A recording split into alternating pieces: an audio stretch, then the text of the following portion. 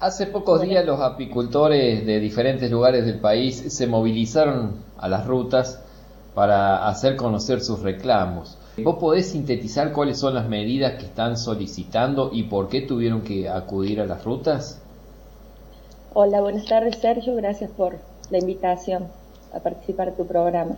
La movilización surgió en la provincia de Entre Ríos.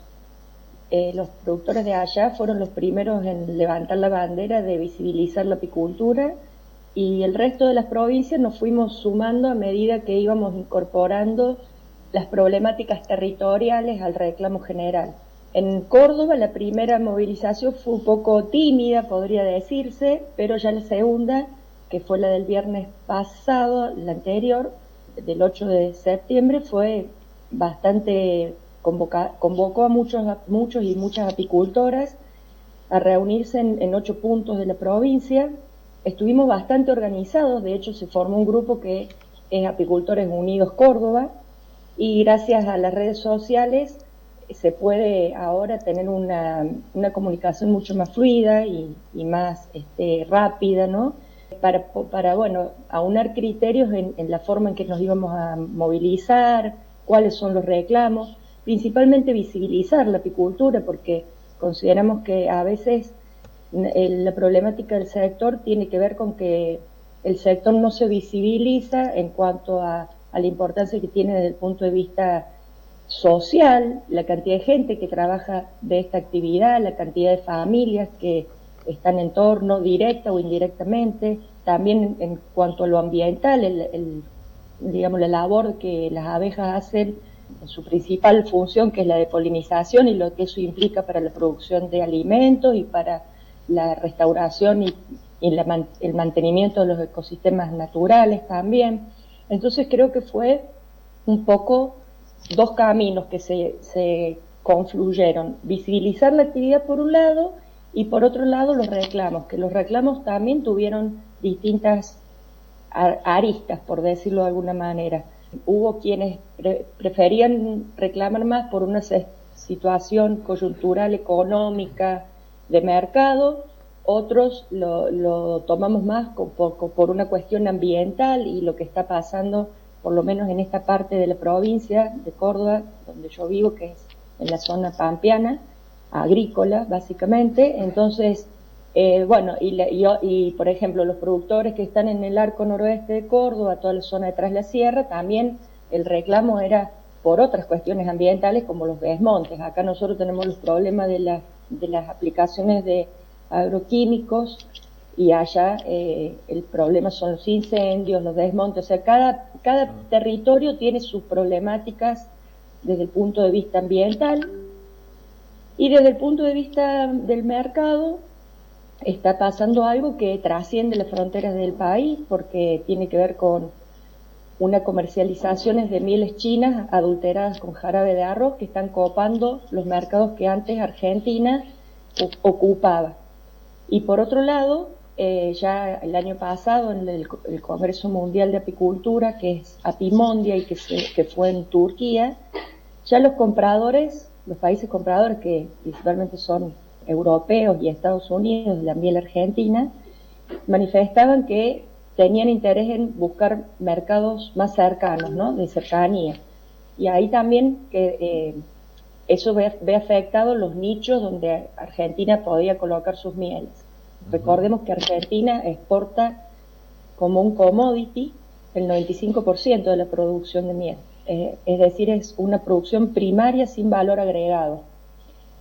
Eso también es una deuda pendiente que se tiene con el sector, que es histórica, porque no se visualiza la voluntad política de implementar políticas públicas precisamente para mejorar en ese sentido. Hay muchas cosas para mejorar, muchas para trabajar, y eso es lo que en la manifestación nos permitió esto de juntarnos, que fue muy bueno. Hay gente que acá nos juntamos después de 20 años que no nos veíamos, por ejemplo. Eso por un lado, y por otro lado también acordar soluciones, porque nosotros también podemos llevar soluciones a las personas que toman las decisiones. Sabemos qué hay que hacer y queremos trabajar. No queremos que la actividad sea ni subsidiada, ni que la vamos a arreglar con un crédito blando, ¿sí? Sino que necesitamos profundizar el análisis de por qué la apicultura está así, por qué decayó en las últimas 3 décadas, ¿sí? Porque hay cada vez menos apicultores, hay una brecha generacional que no la estamos pudiendo subsanar con el ingreso nuevos de personas jóvenes que ingresen a la actividad. Entonces, bueno, hay muchas cosas que tener en cuenta y lo que pedimos es eso, que nos escuchen, que se sienten con nosotros y que después pongamos manos a las obras y demos respuestas al sector, ¿no? Digo, porque todos somos parte del Estado y todos podemos contribuir, las instituciones, los gobiernos y el sector apícola, que tiene mucha trayectoria como para no sentarse en una mesa de decisiones. Desde tu mirada y la mirada de los productores apícolas ahí de Río Cuarto y la zona, porque me decís que bueno, cada zona tiene una prioridad en función de lo que necesita. ¿Cuáles serían los elementos acá internos para darle prioridad, para atender con urgencia? Esto de la brecha generacional, una cuestión de concienciación, como están haciendo en el mes de mayo, que empezaron a hacer toda una promoción de la miel para el consumo, la cuestión de respetar parte esta del trabajo con los agroquímicos que les ha producido millones de muertes. ¿Cuáles son las medidas que ustedes están promoviendo para poder incrementar un poco todo esto de la producción de miel? Bueno, Córdoba particularmente tiene una ley apícola y también tiene una ley, hablando de los agroquímicos, también tiene una ley de productos biológicos, que es la ley mal llamada, digamos, de agroquímicos, ¿no? Que especifica todo con relación a esto. Son leyes del año 90, hay mucho debería volver a tratarse, porque lo cierto es que desde que este modelo productivo, que es el que domina, de la sojización, del uso de paquete tecnológico asociado a la siembra directa con organismos genéticamente modificados, y que ese paquete tecnológico implica el uso de herbicidas, insecticidas, fungicidas, puras semillas, etcétera. Con el tiempo, esta ley que es de los 90, con el tiempo, hoy sabemos que muchos de esos productos han sido sacados del mercado, han sido prohibidos por la toxicidad que generan, no solo en la abeja, sino en la contaminación de los cursos de agua, de la tierra, del aire, en la salud humana, ¿no? Entonces, basarse únicamente en una ley de aquella época es lo que hay en el momento, pero así todo no se controla. Entonces, por ejemplo, para darte una idea, un aplicador debería, cuando hace la receta fitosanitaria, verificar, porque como está todo digitalizado, los apiarios están georreferenciados, tendría que, a través de la receta fitosanitaria, poder determinar si en un radio de 3 kilómetros del lugar donde va a aplicar hay apiarios. Y si hay apiarios, tiene que avisar al apicultor. Eso lo dice la ley, con 48 horas de anticipación, para que el productor pueda resguardar sus colmenas, el productor apícola. Eso no se cumple, y tampoco hay de parte del Estado, en este caso las entidades que corresponden en la provincia de Córdoba, hablando de la provincia de Córdoba, un control de esas situaciones.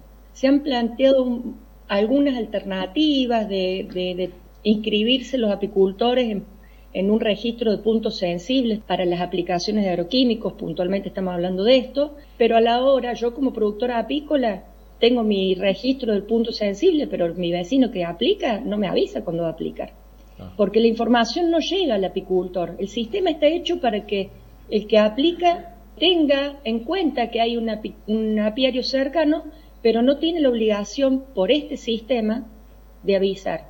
Sin embargo, la ley lo dice.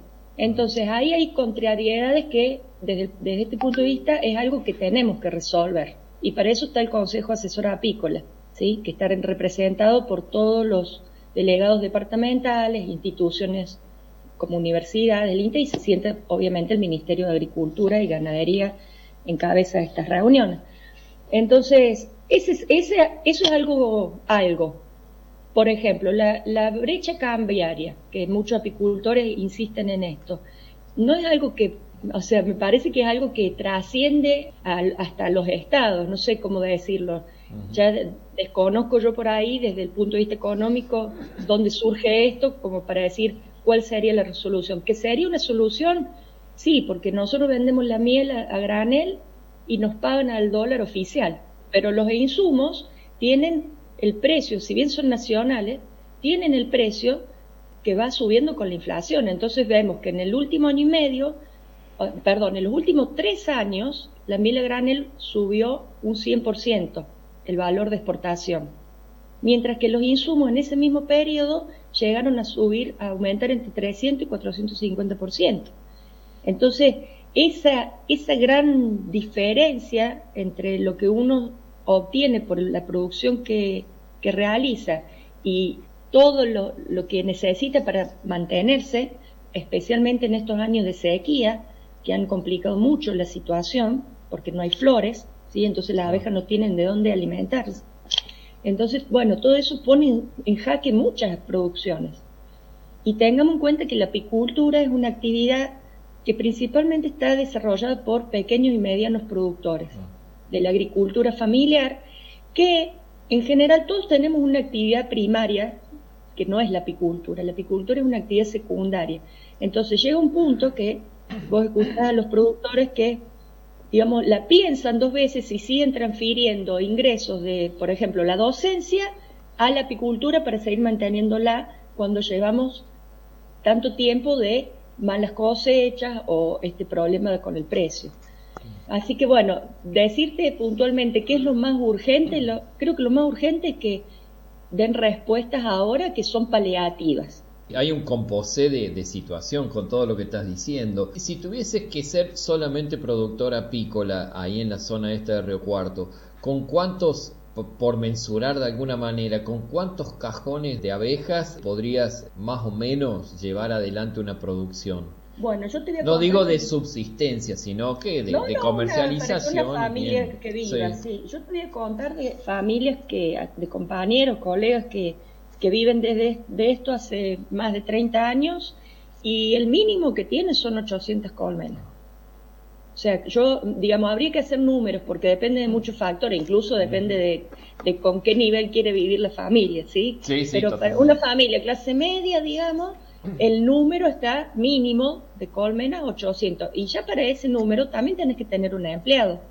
Entonces se calcula que para mantener un empleado con todas las condiciones actualmente hablan de 300 colmenas para mantener el empleado. Entonces, bueno, hay un montón de cuestiones a analizar en esto, ¿no? No es solamente un precio, no es la dolarización, o no de los insumos. Deberíamos poder llegar a la raíz de la problemática. Y si te tengo que decir, en mi opinión personal, la raíz de la problemática también tiene que ver con que hace 30 años los productores cosechaban 60, 80, 100 kilos de miel por colmena. Ahora, si llegamos a los 30 kilos de miel un año, estamos recontentos. Y ojo, hay gente que ahora cosecha 40, 60 kilos, pero porque pone 20 kilos de azúcar. Claro. O sea, las alimenta artificialmente a las colmenas para que puedan llegar a su esplendor de desarrollo, de cantidad de abejas, al momento de la cortita floración que puede haber en el lugar. ¿Y esa disminución se debe justamente a la falta de flor? Claro, se debe al cambio de uso de suelo. Antes, yo empecé hace 20 y pico de años con la apicultura, de la mano de una persona que hacía 20 años que estaba en la apicultura, perito apicultor, que nos enseñó un montón, y él contaba, en esa época había vacas en los campos, había praderas consociadas, uno veía las llamadas malezas para la agricultura, que son buenesas para la apicultura, nabo, mostacillas, cardo. Eso ya ni siquiera en los alambrados se ven, y mucho menos también en las banquinas de las rutas, porque hasta esa cuestión tenemos los seres humanos, ¿no? De querer controlar la naturaleza en todas sus dimensiones, ¿no? Bueno, y entonces los desmontes, esta falta de diversidad en los campos que no dejan ni un yuyito que crezca. Bueno, todo obviamente, y el desplazamiento de la ganadería a zonas marginales o concentradas en los feedlots, que ha hecho que toda esa superficie que antes era ganadera, ahora es netamente agrícola, con dos cultivos principales, soja y maíz. Ninguno de los dos aporta a la apicultura. El maíz se poliniza con el viento, si bien las abejas visitan para sacar algo de polen, es de muy baja calidad nutricional, y la soja se autofecunda, o sea que hay un 5% de las flores que pueden ser visitadas por polinizadores, pero no alcanza para la apicultura. Claro, y en el caso de la cantidad de abejas también ha disminuido. Ha disminuido, sí, a nivel mundial. Hay países que pierden todos los años 40-45% del stock de colmenas. No te podría decir en nuestro país si tenemos un estudio por parte de SENASA, por ejemplo, o del Ministerio de Agricultura y Ganadería de Nación, que haya datos federales, ¿no? Para decirte cómo estamos en este momento. Pero sí es una crisis mundial de polinizadores que empezó aproximadamente hace 15 años a tenerse conciencia precisamente en Estados Unidos, fíjate vos, porque en Estados Unidos, que es el primer productor de almendros del mundo, el almendro requiere el 100% de polinización asistida por abejas, insectos, entre ellas abejas. Y los grandes productores apícolas que llevan las colmenas a polinizar, los almendros empezaron a ver altas mortandades en sus colmenas, y eso fue la alarma que encendió, fue el primer paso que encendió la alarma en todo el país. Después hubo muchos casos en Europa también, por distintas razones, y bueno, se generó toda una movida científica para determinar cuáles son las causas de esta pérdida de colmenas, y hoy ya llegamos a que, si bien es multifactorial las posibles causas, algunas ya se descartaron, y los agroquímicos, agrotóxicos, fitosanitarios, como le quieran llamar, en este momento serían los principales responsables de la pérdida de colmenas, no solo porque las matan los insecticidas en forma aguda, sino porque hay un efecto crónico a largo plazo que genera un despoblamiento de las colmenas, ¿sí? Y que no solamente es de insecticida, también los herbicidas como glifosato. Eso tenemos un grupo en Argentina, en la UBA, que es el principal investigador sobre los efectos del glifosato en las abejas, y ya se sabe cómo afecta la memoria de la abeja, que es algo muy importante en su forma de comunicación, para volver a la colmena, para comunicar a las otras abejas de adentro cuál es el recurso, dónde está el recurso floral, a qué distancia. Esa comunicación que tienen las abejas a través de la danza y de otras formas, ¿no es cierto? Pero la danza principalmente se ve afectada por el efecto de los agroquímicos, agrotóxicos. Daría una nota completa hablar del efecto de los agrotóxicos, agroquímicos sobre la producción, pero te llevo a otra pregunta. En lo que es atinente a la industrialización de la miel, esto es, desde lo que va a la sala de extracción, el envasado, rotulado, la comercialización, ¿cuáles son las fortalezas y las debilidades que tiene ese mercado?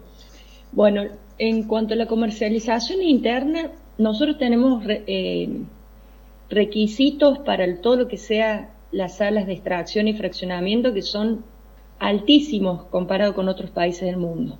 Las salas de extracción son prácticamente de todo acero inoxidable, digamos, con un nivel de saneamiento, de sanidad al nivel de la lechería, podría decirse.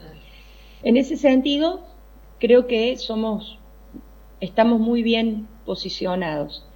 Sí, el mercado está cooptado por 4 o 5 exportadores a nivel país, ¿no? Que eso también es otra demanda de los productores, porque podría el Estado, tanto provincial como nacional, favorecer a que cooperativas apícolas que ya tienen sus caracterizaciones de las mieles, que incluso en algunas zonas están trabajando con la identificación geográfica de las mieles, favorecer, acompañar, poner recursos humanos calificados para que acompañen a los productores a que lleguen a lograr que esa miel que tiene, que ya sabemos cómo sale porque está en zonas determinadas, ¿no? Sabemos la calidad de esas mieles, por estudios, ¿no? A estudios diversos, que sabemos el volumen que pueden ese grupo de apicultores unidos en una cooperativa pueden disponer cada temporada. Lograr que ese valor agregado quede acá, ¿sí? Dando más fuentes de trabajo y que la miel no se vaya en un tambor, como un commodity, como decía al principio, y que se pueda exportar directamente a nuevos países, porque, por ejemplo, otra cosa que surgió en Turquía es que había países árabes que tenían mucho interés en nuestras mieles, porque tenemos mieles de excelente calidad. Para terminar, y dada la pasión que le pones, una pregunta personal, ¿qué lugar ocupa para vos la abeja en tu propia vida? Después de mi familia, es lo que más me apasiona. Y tengo la dicha, puedo decirlo así, porque tengo el privilegio de trabajar de esto, en la docencia, en la investigación, y bueno, y poder transmitir esta pasión, que es lo que, no sé, siento que desde que yo me recibí de veterinaria acá en la Universidad de Río Cuarto, y obviamente no teníamos apicultura. Me fui a vivir a la sierra con mi compañero y ahí empezamos a hacer unos cursos de apicultura y fue un amor a primera vista, así. Y empezamos a tener nuestras colmenas y bueno, a capacitarme, a hacer cursos y bueno, después si bien en la universidad no entré por la apicultura, pero en este momento estoy abocada a la apicultura también dentro de la universidad. Buenísimo. Así que te diría que ese lugar cuenta en mi familia. Buenísimo, Paula. Desde Caminos Ancestrales te agradecemos muchísimo que hayas tejido con nosotros este espacio dedicado a la apicultura e invitarte a que cuando tengan información la compartan porque estamos para eso, para difundir todo lo que tiene que ver con agroecología, con apicultura, con los pueblos originarios y con el campesinado en general, la agricultura familiar. Así que muchísimas gracias. Bueno, gracias a vos, Sergio. Ha sido un verdadero placer esta entrevista. Muchísimas gracias y saludo a toda tu audiencia. Caminos Ancestrales. La voz de los pueblos originarios y del campesinado en primera persona.